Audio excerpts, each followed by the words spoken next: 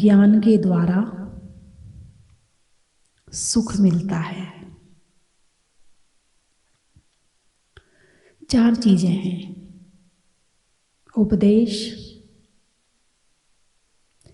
आज्ञा, दिव्य ध्वनि और सलाह। सलाह, एडवाइस,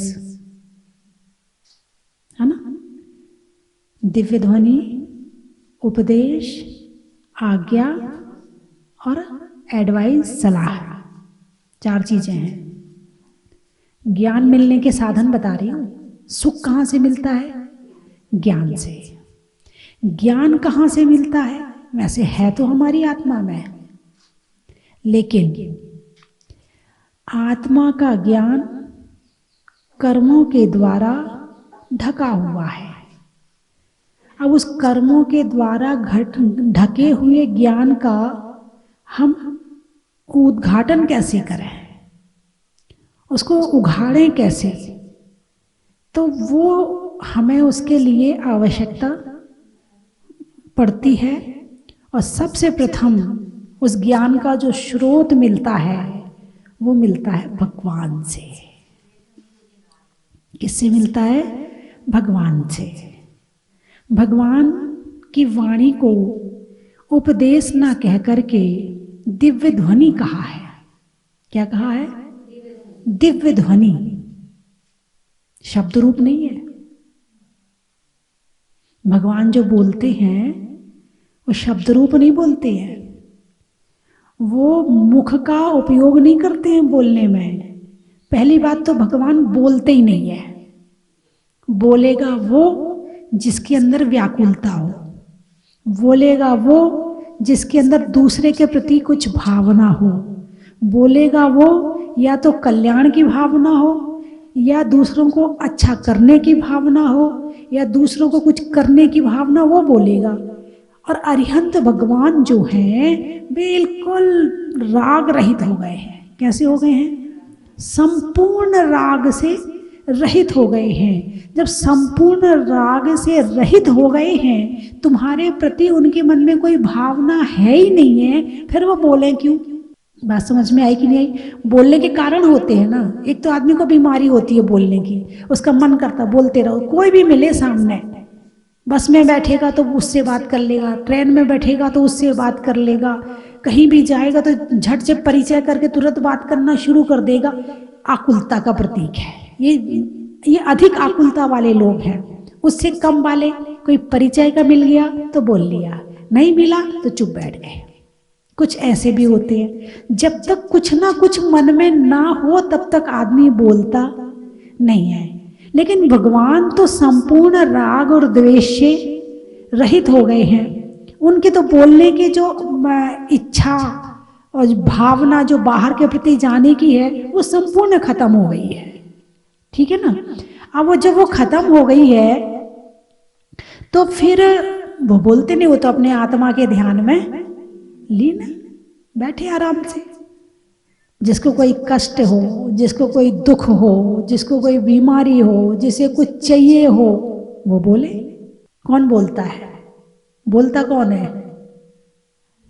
जिसे सामने वाले से कुछ चाहिए है, सामने वाले से सुनाना हो या कहना हो या कुछ सुनना हो, कुछ पूछना हो, कुछ लेना हो, कुछ देना हो, कुछ व्यापार करना हो, या सामने वाले से रिश्तेदारी बना के रखनी हो, सामने वाले से संबंध बना के रखना हो, वो बोलेगा।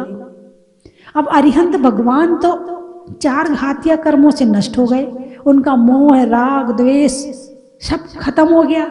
अब वो इतने आनंद में है, जो स्वयं सुखी होगा वो क्यों बोलेगा किसी से? अक्सर लोग जिसके पास में धन पैसा ज्यादा होता है उन लोगों से कम संपर्क रखते हैं। कोई उन्हें फोन भी करे तो कोई परिचय का फोन आएगा तो उठा लेगा, नहीं आएगा तो नहीं उठाएगा। और जिसके पास में जो धन कम होता है, किसी को फोन आ जाए, कंपनी वालों का आ जाए, चलाया तो सही, किसी ने किया तो सही फोन, और बड़े आदमी के फोन बजते रहते हैं। अब उनके पास में धन है, संपन्नता है, उन्हें किसी से कुछ चाहिए नहीं है, उनने संपर्क करना कम कर दिया। लेकिन जो पूर्ण आनंद को प्राप्त हो चुके हैं, जो संपूर्ण सुख को प्राप्त हो चुके हैं, अनंत सुख को प्राप्त हो चुके हैं, अब वो किसी से कुछ भी संबंध नहीं बनाते हैं। संबंध कब बनाते हैं कि किसी से कुछ मिलने की आशा हो, किसी से कुछ मिलने की आशा हो, किसी से कुछ प्राप्त करने की इच्छा हो, तो संबंध बनाए जाते हैं। अरे उससे रिश्तेदारी बना के रखना, बहुत बड़ा आदमी है वो, यदि उससे रिश्तेदारी तोड़ देंगे तो अपना ही वो हो जाएगा। नहीं, रिश्तेदारी बना के रखना। आदमी कब रिश्तेदारी बनाएगा, कब संबंध बनाएगा? 4 जनों से मिलेगा, जुलेगा। यदि घर में कोई बच्चा रिश्तेदार जो आते उनसे बात नहीं करता है तो क्या कहते हो? तेरे काम कौन आएगा, कौन पूछेगा तुझे? कहीं शादी में आता नहीं, जाता नहीं, किसी रिश्तेदार से तू बात नहीं करता, उनके आते तू कमरे में घुस जाता है, तो तेरे को कौन पूछेगा, कौन तेरे काम आएगा? जरा व्यवहार बना के रखा कर। ऐसे कहते हैं ना। इसका मतलब ये जिसको किसी से कुछ चाहिए है वो ही व्यवहार बनाता है, वो ही रिश्तेदारी बनाता है, और जिसे किसी से कुछ नहीं चाहिए है उसे जरूरत ही नहीं किसी से रिश्तेदारी बनाने की। और जो अनंत सुखी है, जिसको एक क्षण भी बाधा नहीं है, जिसके सुख में एक क्षण पलक झपकने के बराबर समय भी जिनके जीवन में कष्ट नहीं है, जो 24 घंटे बिल्कुल एक धारा प्रवाह सुख में लीन है, उन्हें तुमसे बोलने की क्या जरूरत पड़ी है? भगवान बन गए। क्या बन गए? भगवान बन गए। उन्हें तुमसे कोई लेना देना नहीं है। तुम आओ तो ठीक, नहीं आओ तो ठीक। यदि कुबेर समोशरण लगाए तो ठीक, नहीं लगाए तो ठीक। उन्हें इससे कोई मतलब नहीं है। वो समोशरण में ईंट चूना की बना दे तो उन्हें मतलब नहीं, और हीरा मोती का बनाता है तो उन्हें मतलब नहीं। बैठने के लिए स्वर्णिम सिंहासन रखता है तो 4 अंगुल ऊपर विराजमान होते हैं, उसको भी स्पर्श नहीं करते। इतने राग से जो रहित हो गए हैं, उन्हें किसी से कुछ नहीं लेना देना है, अपने आत्मा के ध्यान में लीन है। मैंने किसके विषय में बताया अभी? मैं अभी इतनी देर से जो चर्चा कर रही हूं, किसके विषय में? कौन से भगवान? अरिहंत भगवान। और समोशरण में बैठे हैं तो तीर्थंकर भगवान। भगवान जो तीर्थंकर होते हैं उनका समोशरण लगता है, और जो अन्य जीव केवल ज्ञान को प्राप्त करते हैं, 4 घातिया कर्मों को नष्ट करते हैं, उनकी गंध कुटी लगती है। तो ऐसा नहीं है कि कुबेर ने यदि उनकी गंध कुटी लगाई हो तो वो दुखी हो जाए, और तीर्थंकर भगवान का समोशरण लगा हो तो वो बहुत खुश हो जाए। अरे वाह, उसकी तो देखो गंध कुटी लगी, मेरा तो समोशरण लगा है। उसके लिए तो कुछ नहीं करते हो स्वर्ग के देवता, हमारे लिए देखो कितना किया है ना। जो गंध कुटी में बैठे भगवान को आत्मिक सुख मिल रहा है, वही सुख तीर्थंकर भगवान को मिल रहा है। दोनों के सुख में बराबर हैं, दोनों के सुख में कोई अंतर नहीं है। और समोशरण और गंधकुटी छोटी बड़े होने से उनके सुख में कहीं अंतर पड़ता नहीं है। अब वेदी में है, चंदा प्रभु भगवान को मूल नायक बना दिया और दूसरे आदिनाथ भगवान को प्रतिमा नीचे विराजमान कर दी। अब आदिनाथ भगवान का तो दुखी होना चाहिए, देखो मैं सबसे पहला तीर्थंकर हूं, है सबसे पहला तीर्थंकर हूं और मुझे तो नीचे बिठा दिया, और चंदा प्रभु को मूल नायक बना दिया, पदम प्रभु को मूल नायक बना दिया, और आदिनाथ अजितनाथ को नीचे बिठा दिया। थोड़ा सा दुखी तो होना चाहिए ना। यदि उनकी जगह आप होते तो होंगे तो क्या करेंगे? अरे बोलिए ना, दुखी। तो ये दुख का कारण क्या है? उनको दुख नहीं हो रहा और हमें हो रहा है। ये दुख का कारण क्या है? मोह। क्या है? मोह। और मोह के 4 बच्चे जो विशेष हैं, क्रोध, मान, माया, लोभ। और उसमें जो विशेष बच्चा है वो मान, और एक और बच्चा है वो लोभ। तो मान कषाय, मैं बड़ा हूं, महसूस करता है, फीलिंग लेता है, मैं बड़ा हूं, मैं जिठानी हूं, मैं घर का सबसे बड़ा भाई हूं, मैं सबसे बड़ी बहू हूं, मैं 4 बच्चों में सबसे बड़ा मैं हूं, मुझे दीदी कहा कर, मुझे भैया कहा कर, मेरा नाम मत लिया कर। ये बड़े की फीलिंग ले रहा है, ये मान कषाय है। ये क्या है? मान कषाय है। और अरिहंत भगवान के मोहिनी कर्म का नाश होने से मान कषाय का नाश भी हो गया है। अब वो कहाँ बैठे हैं, कैसे बैठे, उन्हें कोई टेंशन नहीं, उन्हें कोई विकल्प नहीं, क्योंकि बैठना बाहर की तरफ और एक अंदर की तरफ, दो तरह से बैठा जाता है, दो तरह से बैठा जाता है। आप मान लो पिक्चर देखने गए तो उसमें भी कई तरह की कैटेगरी होती हैं जिसमें हाँ वो जो पैसे होते, टिकट होते, वो उसी हिसाब से मिलती। लोअर बालकनी, नीचे वाला, ऊपर वाला, ऊपर वाले की महंगी है, नीचे वाले की ये है। फिर एक बॉक्स होता है, उसमें तुम्हारा परिवार अकेले बैठ सकता है, उसकी टिकट और ज़्यादा होती है। वहाँ बैठ के पिक्चर देखते हो। अब पिक्चर तो सबको एक सी दिख रही है, पिक्चर तो सबको, पर्दा एक ही है, आवाज़ वही चल रही है, सीन वही चल रहे हैं, लेकिन फीलिंग, मैं बालकनी में देख के आया हूँ, मैं बॉक्स में देख के आया हूँ। मान कषाय, ये क्या है? मान कषाय।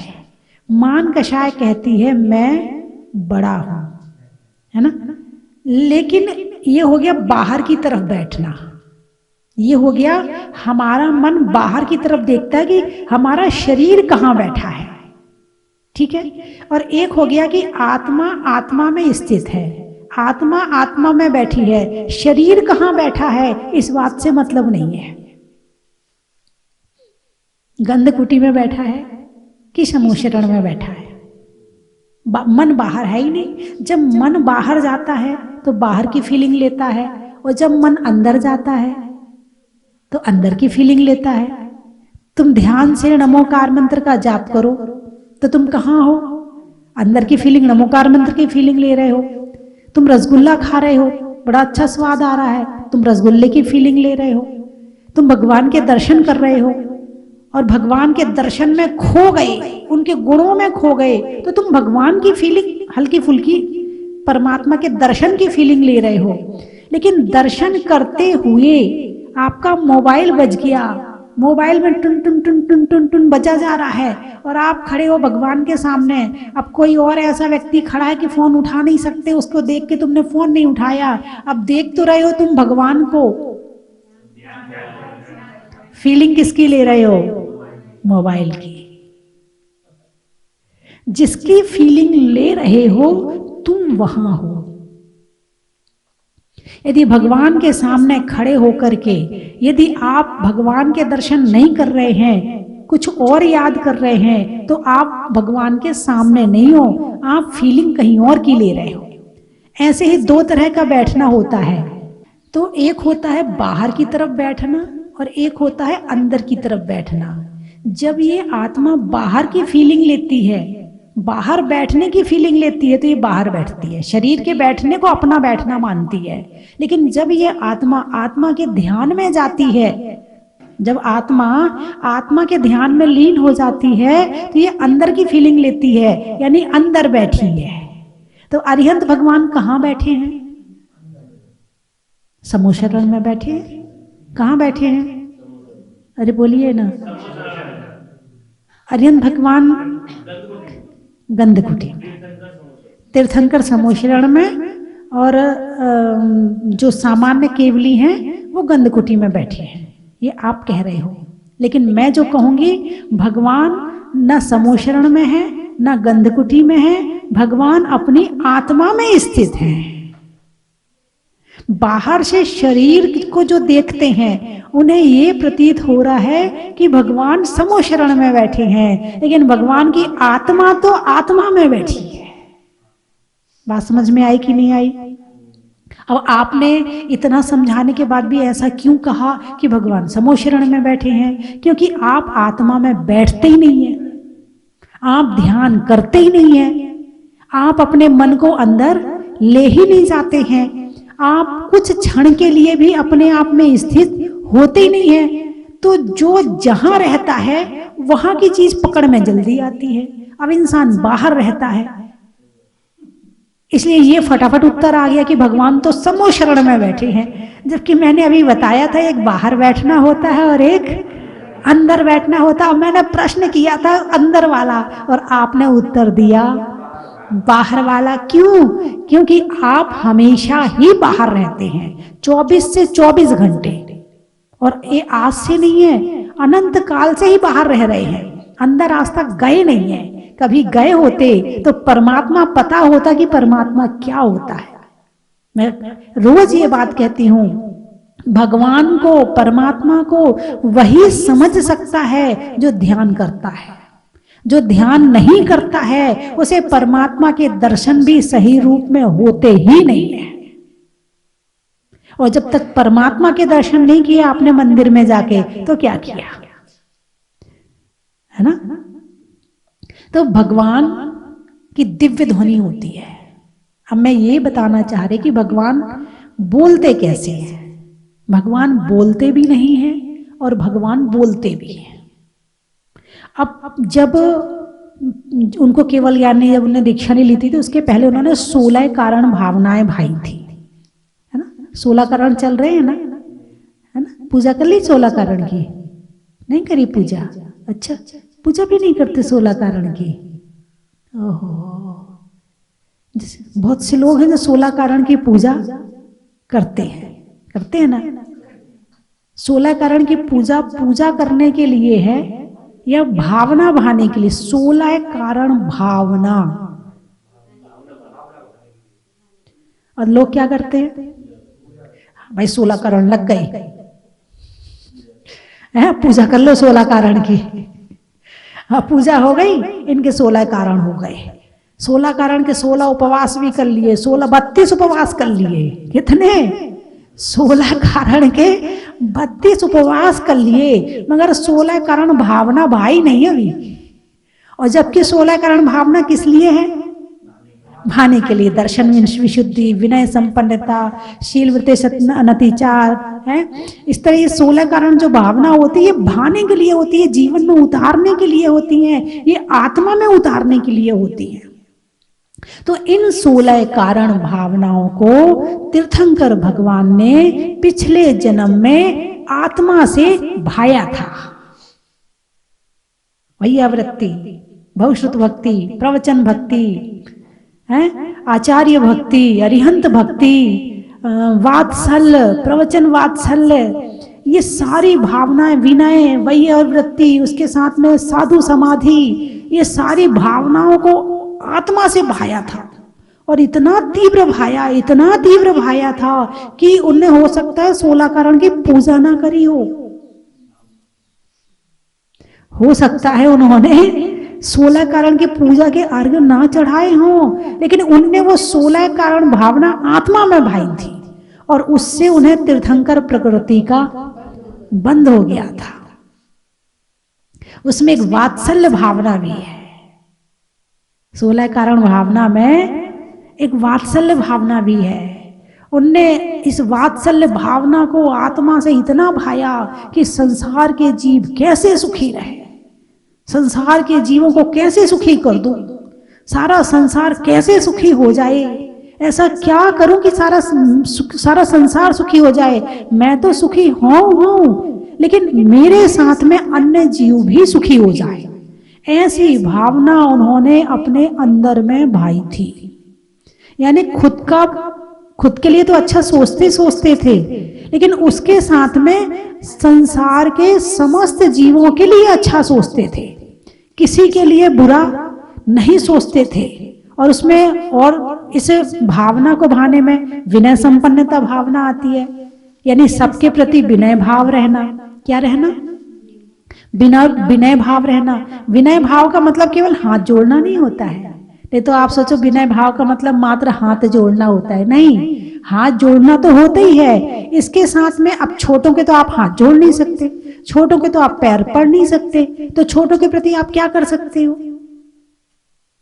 स्नेह, वात्सल्य, छोटों के प्रति प्रेम और बड़ों के प्रति सम्मान। छोटों के प्रति प्रेम और बड़ों के प्रति सम्मान, और बराबर वालों के लिए उस तरह की भावना। बुरी भावना किसी के प्रति नहीं, बुरी भावना किसी के प्रति नहीं। चाहे छोटा है तो छोटों को यदि तुम प्यार से बात कर रहे हो, उनसे गलती हो जाती है, यदि आप उसे प्यार से बता देते हो, तो इससे बड़ा सम्मान और क्या हो सकता है। छोटों को सम्मान देने का क्या तरीका है।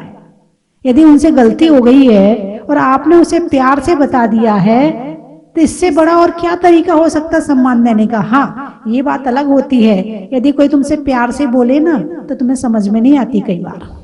हाँ ठीक, वो तो बोलता रहता है, करता रहता है, उसका क्या है, उसका तो काम ही बोलने का है। ये अक्सर ये भी होता है, यदि किसी को प्यार करो, प्रेम दो, सम्मान दो, तो समझते हैं ये तो कमजोर है।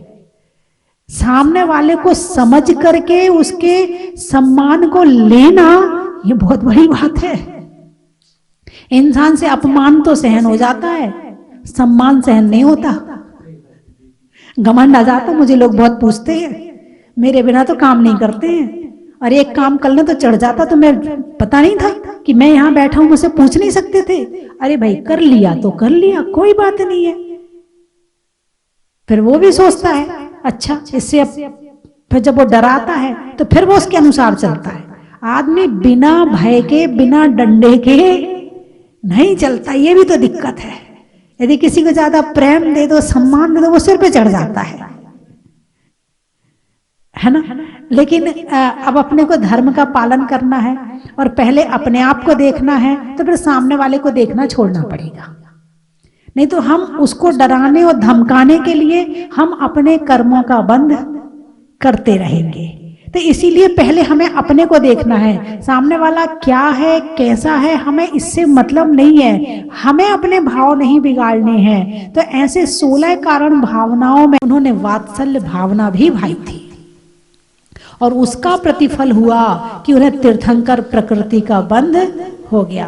क्योंकि जीव तो अनंत जीव मोक्ष जाते हैं, मोक्ष जाने के लिए तो अनंत जीव मोक्ष जाते हैं, लेकिन तीर्थंकर केवल 24 बनते हैं। एक काल में 24 बनते हैं। ऐसी ये जो तीर्थंकर हैं, ऐसे तीर्थंकर और कभी हुए नहीं हुए पहले। अच्छा, मतलब इसके पहले हुए थे और इसके बाद होंगे, बस मतलब 3-24 ही हो गई। इसके और उसके पहले तो नहीं हुए होंगे, मालूम नहीं है। अनंत 24 हो चुकी हैं। कितनी? अनंत कितनी? अनंत। जैसे हम ये ऋषभजी संभवनंद, ये 24 तीर्थंकर है ना, ऐसे अनंत 24 अनंत काल पहले से होती चली आ रही है। ये क्रम कभी खत्म नहीं होता है, ना शुरू होता है ना खत्म होता है। ये चलता था, चलता है और चलता रहेगा। अब जैसे देश में जनता कितनी है? 100 करोड़, 135 करोड़ है ना, जनता तो इतनी है। और प्रधानमंत्री कितने हैं? एक। बस यही बात है ना। अब इसमें मान लो और ले लो, मुख्यमंत्री हो गए। अब हर राज्य का एक मुख्यमंत्री हो गया, है ना। अब उसके बाद और भी, फिर उससे छोटे वाले मंत्री हो जाते हैं, फिर उससे छोटे वाले मंत्री हो जाते हैं, फिर उससे छोटे वाले हो जाते हैं, फिर विधायक हो जाते हैं, फिर सांसद हो जाते हैं, विधायक। इस तरह से चलता रहता है ये क्रम, है ना। ऐसे ही तीर्थंकर भगवान। अब तीर्थंकर भगवान का तो समोशरण लग गया। अब उनके समोशरण में बहुत से केवली भी रहते हैं, जिनने 4 घातिया कर्मों का नाश तो कर लिया है, लेकिन रहते उनके समोशरण में है। प्रधानमंत्री तो एक ही होता है। बहुत सारे रिद्धिधारी मुनिराज रहते हैं भगवान के समोशरण में। बहुत सारे रिद्धियां भी कई तरह की होती हैं, तो हर तरह के रिद्धिधारी मुनिराज होते हैं। फिर वहां श्रावक भी होते हैं, और फिर श्रावक और श्राविका, फिर स्वर्गों के देवता करोड़ों होते हैं, एक तो नहीं होते हैं। अब समोशरण मान लो, जो हमारे आदिनाथ भगवान का था उनका तो 12 योजन का था, और जो हमारे भगवान महावीर का समोशरण था वो 1 योजन का था। और भक्तों में की संख्या उतनी, तो बैठने में तो जगह कम पड़ जाती होगी। अरे बोलिए ना, कम पड़ती होगी, बड़ी दिक्कत आती होगी। भगवान महावीर को तो बड़ी परेशानी हुई होगी, है ना। हमारे भैया कह रहे हाँ सही है, थोड़ा ज्ञान करो जैन धर्म का। एक महालय नाम की रिद्धि होती है, कौन सी? महालय नाम की रिद्धि होती है। उस महालय रिद्धि का ये प्रभाव होता कि इस कमरे में यदि 1 करोड़ लोग भी बैठ जाएं तो किसी को किसी से दिक्कत होने वाली नहीं है। 1 करोड़, बात समझ में आई? इसका नाम है रिद्धि। जो तपस्या से बिना मांगे मिलती है उसे रिद्धि कहते हैं, और जो तपस्या से किसी देवता को सिद्ध करते हैं वो सिद्धि कहलाती है। तो जो मुनिराजों को होती है, तीर्थंकर भगवान को पूरी 64 रिद्धियां प्राप्त होती हैं। उसमें एक महालय रिद्धि होती है कि समूशरण भले 1 योजन का है, लेकिन उस 1 योजन के समूशरण में करोड़ों नहीं 10 करोड़ 50 करोड़ भी आ जाएं तो जगह कभी कम नहीं पड़ती है। यह है जैन धर्म की तपस्या। ऐसी शक्तियों का, आत्मा का ऐसी शक्तियां प्रकट करता है, ऐसी शक्तियां प्रकट करता है। ये चमत्कार जो दिख रहे हैं ये तो पुद्गल के हैं। आत्मा के चमत्कार तो कम होते जा रहे हैं। पहले के समय में विमान होते थे कि नहीं होते थे? अरे बोलिए ना, होते थे ना। रावण का पुष्पक विमान है ना, और इस तरह से कई विद्याधरों के जो विमान होते थे तो आकाश में पहले लोग उड़ते थे कि नहीं उड़ते थे? उड़ते थे ना, और अभी भी उड़ रहे हैं। पहले कैसे उड़ते थे? अपनी शक्ति से, तंत्र से। उनके पास मंत्र तंत्र होता था। मतलब आप खुद देखो कि एक गृहस्थ जिसके पास मंत्र तंत्र विद्याएं हैं वो अपना आकाश में विमान उड़ा देता है, ठीक है। और आज भी विमान उड़ रहे हैं, लेकिन आज वो पेट्रोल से उड़ रहे होंगे, है ना, जो भी है पेट्रोल से उड़ रहे होंगे। तो आज उड़ रहे हैं पेट्रोल से, पहले उड़ते थे तंत्र मंत्र विद्याओं से। विद्याएं होती थी इंसान की, और अब उड़ रहे हैं पेट्रोल से। तो पहले आदमी ज्यादा शक्तिशाली था, उसके अंदर खुद पावर थी कि अपना विमान खुद उड़ा ले। अब कोई आदमी अपने आप से उड़ा के बताए। चलिए मैं 3 चीजें बोलूंगी, आपको कहना बड़ा ही महत्व है। थैले में तनी का, जेब में मनी का, और भगवान की दिव्य ध्वनि का। शरीर में मुख का, हवा के रुख का, और भगवान के सुख का। अनाज में चना का, गर्मी में पना का, और भाने में 16 कारण भावना का। रहने के लिए धरा का, मिलने में आसरा का, दीवाल के आसरा का, और आने वालों में पदमपुरा और आगरा का। गाने में सुर का, पशुओं में खुर का, आने वालों में डूंगरपुर का। त्रियंचों में बिल्ली का डंडा में गिल्ली का, आने वालों में दिल्ली का। पानी में मगर का, चलने में डगर का, आने वालों में विजयनगर का। बड़ा ही महत्व है। जीवन में जरा का, रंगों में हरा का, और आने वालों में गुलाबपुरा का ही महत्व है। ये वो जो है जहाजपुर आए हैं। सुनने में ईयर का, छोड़ने में बियर का, आने वालों में ग्वालियर का ही महत्व है। स्वर्ग में परी का, छोड़ने में हरी का, और आने वाले में शिवपुरी का। पानी में गागर का, वृक्षों में आकर का, आने वालों में सागर का। रिश्तों में बुआ का, पक्षियों में सुआ का, और आने वालों में महुआ का। गर्मी में घड़ा का, गर्मी में घड़ा का, और सिंहासन में रत्न जड़ा का, और आने वालों में तेंदुखेड़ा का। नहीं होने में विवाद का, गुरुओं के आशीर्वाद का, और आने वालों में फरीदाबाद का। अनाज में चना का, पेड़ में तना का, और आने वालों में गुना का। मनुष्यों के स्वभाव का, सुधरने में भाव का, और आने वालों में खंबगांव का। पटना नहीं घटने में घटना का, नहीं घटने में घटना का। अच्छे काम में नहीं करने में मना का, और आने वालों में पटना का। कान की, अच्छा। घर में काकी का, और राम की जानकी का, और आने वालों में कानकी का। अजमेर, जंगल में शेर का, फलों में बेर का, आने वालों में अजमेर का बड़ा ही महत्व है। त्रियंचों में काऊ का, बाल कटाने में नाऊ का और आने वालों में लखनऊ का। बोलिए 24 भगवान की जय।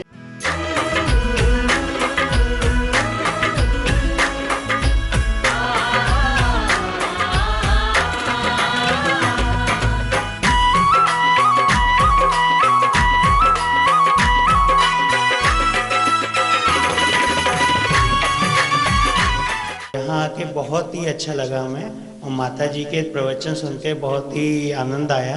माता जी ने जिस तरह से बताया कि हमें आंतरिक सुख को अच्छे से समझना चाहिए, बाहरी सुख तो हमारा क्षणिक होता है और अंदर ही हमें अपनी आत्मा को ही जागृत करना चाहिए। इस तरह के प्रवचन सुन के हमें बहुत ही आनंद आया है और हम लोग अपने आप को बहुत ही पुण्यार्जित समझ रहे हैं। में 11,000 मेंबर शनिवार योजना के बने हैं और मात्र केवल माता जी क्या है कि एक जाप पे देते हैं, उस जापे को आप हर शनिवार को उस जापे को करना है। आपके जीवन में जो भी गर्भगृहस्थी के अंदर जो भी बाधाएं हैं वो सारी बाधाएं प्रभु दूर करते हैं। ऐसा शनिवार योजना का जो महत्व है, शनिवार का जो महत्व है, हर व्यक्ति के जीवन में इसका बड़ा महत्व होता है। तो मेरा निवेदन यही है कि शनिवार योजना से आप जुड़ें और एक जापे करना। 100 रुपये की राशि कोई बड़ी बात नहीं है, केवल मात्र 100 रुपये की राशि हर शनिवार को निकालना है। किसी दिन आप शनिवार को अगर चूक जाते हैं तो दूसरे शनिवार को मतलब कर सकते हैं, कभी भी कर सकते हैं कि भाई सप्ताह का शनिवार में अपन चूक गए तो रविवार को कर ले। तो क्या है कि एक जापे, छोटा सा जापे ओम ह्रीम मुनीश्वर राजनेन्द्राय में जो भी माता जी बताते हैं वो जापे आपको करना है। तो निश्चित रूप से हमारे पास में सैकड़ों नाम ऐसे आए हैं जिनके जीवन में इतनी बाधाएं थी, मैं आपको इनका वर्णन नहीं कर रहा हूँ, जितनी बाधाएं थी। किसी के मतलब जैसे बच्चे बच्चे वाली बात हो या फैसला जैसे मकान का नहीं हो या और गर्भगृहस्थी में कोई भी बातें हो, वो बहुत सारी बाधाएं विपदाएं सब दूर हुई है। और ऐसे मुनीश्वरनाथ बाबा के दरबार में जो आप आए हैं तो इस योजना से जुड़िए। आज 11,000 मेंबर से ये समझो कि मतलब कितना वर्ल्ड लेवल में अतिशय इसका बड़ा है, आप इसको समझिए और इस योजना से जुड़िए। बनने वाला था उसके पहले मैं एक बार यहाँ पर आया था, तब ये मूर्ति देखकर मुझे ऐसा, आज तक मैंने बहुत सारे मंदिरों के दर्शन किए हैं पर उसके बाद ये मूर्ति देखने के बाद मेरे को पहली बार ऐसा लगा कि कुछ मनोहर मूर्ति है और मन मेरा मोह लिया। और इन मूर्ति में जो भगवान जी के हाथ के नख है, नाखून है, वो बहुत ही पहली बार मैंने ऐसे नाखून देखे हैं और बहुत ही चमत्कारिक मूर्ति है। ऐसा होता है कि बार बार इनके दर्शन करें और उनके मुख पे से अपना आंख हटाए ही नहीं, ऐसा भाव होता है। इसके लिए बहुत ही अच्छा अनुभव मेरे को यहाँ जहाजपुर की मूर्ति का हुआ। और दूसरा ये मंदिर जो बनाया है माता जी ने जहाज के रूप के अंदर, और बहुत ही बढ़िया मंदिर बनाया है और ऐसा मंदिर हमने कभी भी कोई भी जगह पे नहीं देखा है। लोग आते रहे और यहाँ का पुण्य बढ़ता रहे और अच्छा काम चलता रहे, यही भावना से जब लोग श्री 1008 मुनीश्वरत नाथ भगवान की। जब मैं कल यहाँ एंट्री मारी ऐसा लगा मैं कहा स्वर्ग में आ गया हूँ। मैं कहा स्वर्ग में आ गया, ऐसा मुझे इतना अच्छा अनुभव हुआ और मुझे इतना विशाल मंदिर और इतना अच्छा मंदिर मैंने अभी तक कहीं भी नहीं देखा है। पूरे भारतवर्ष में मैंने लगभग पूरी यात्रा की है, सब जगह गया हुआ हूँ मैं, लगभग सब जगह पूरे कश्मीर से लेकर कन्याकुमारी तक, शायद कोई तीर्थ क्षेत्र मेरा बाकी होगा, सब जगह पर यहाँ जैसा भव्य मंदिर मुझे अभी तक कहीं देखने को नहीं मिला है। इतना अच्छा मुझे अनुभव रहा। और रात को मैं जब यहाँ आया और रात को मैं यहाँ जाकर घूम रहा था, वैसे मुझे ऐसा लगा कि मैं यहाँ का स्वर्ग में आ गया हूँ। ये विशाल बहुत मंदिर बहुत अच्छा लगा, हमें बहुत अच्छा लगा। और मेरे पापा श्रीमान नलिन जैन आज यहाँ नहीं आ पाए, पर वो भी बहुत धर्मात्मा इंसान है, वो आते तो बहुत खुश होते और उनकी वजह से हम दोनों को शांति धारा करने का मौका मिला। पहली बार आए थे तभी यहाँ मंदिर बना नहीं था, काम चल रहा था। अभी हमको यहाँ आके इतना अच्छा लगा और भगवान की मूर्ति देख के हमारा मन इतना प्रफुल्लित हो गया और इतना अच्छा लगा। और एक सौभाग्य इतना अच्छा मिला कि आज शनिवार और शांति धारा का मौका मिला। और एक दुर्भाग्य ऐसा कि हम 2 बार आए लेकिन माता जी गुरु माँ का हमको दर्शन नहीं हुआ, बड़ी माता जी का, ये दुर्भाग्य हमारा। लेकिन और कभी आएंगे माता जी के दर्शन करने के लिए। बहुत अच्छा लगा। चन की थाल को सजाओ रे आज, रत्नों की थाल को भर लाओ रे आज। आओ आओ करे रे गुणगान आरती भगवन की। आओ आओ करे गुणगान आरती भगवन की। आओ आओ करे रे गुणगान आरती।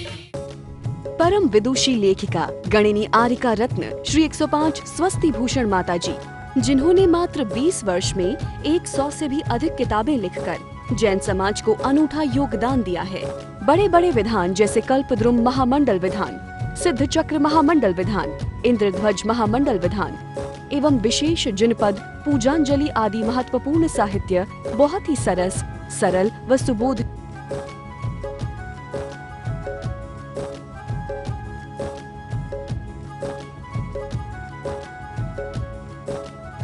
करने हेतु आज ही संपर्क करें। संपर्क सूत्र 7906062500 98683456768।